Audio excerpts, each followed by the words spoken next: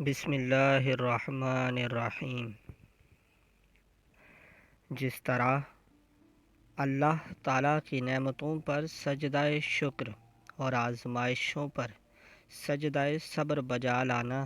رضائے الہی کی ضامن ہے، اسی طرح انعامات الہیہ کی ناقدری کرنا، شکر ادا نہ کرنا اور مصائب و آلام کے لمحات میں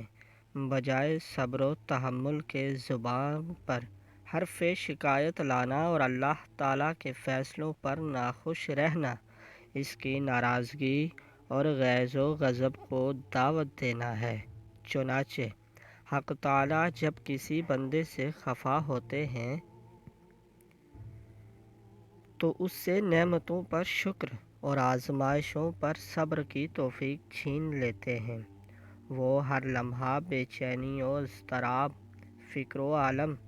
اور بے کلی و بیتابی میں مبتلا رہتا ہے۔ مال و زر کی بہتات اور آسائش و راحت کے اسباب کی فراوانی کے باوجود بھی اس کے اندر قناعت و صبر کی صفت پیدا نہیں ہوتی، اور جس بندے کو حق تعالیٰ کی خوشنودی حاصل ہو جاتی ہے وہ اپنے معمولی اور محدود سرمایہ میں بھی صبر و شکر کے ساتھ زندگی گزار لیتا ہے۔ وہ اللہ کے فیصلے پر راضی رہتا ہے،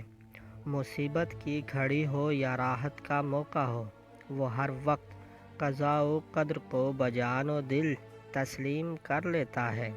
اور زبان کو آلودہ شکوہ نہیں کرتا۔ حقیقت یہ ہے،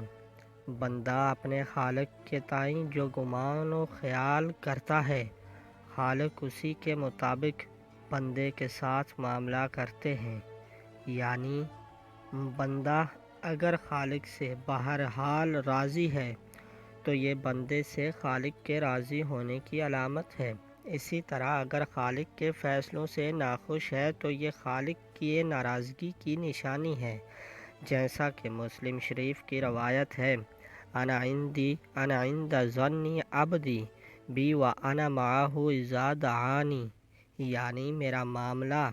بندے کے ساتھ ویسا ہوتا ہے جیسا بندے کا گمان میرے متعلق ہوتا ہے، اور جب بندہ مجھے پکارتا ہے تو میں اس کے ساتھ ہوتا ہوں۔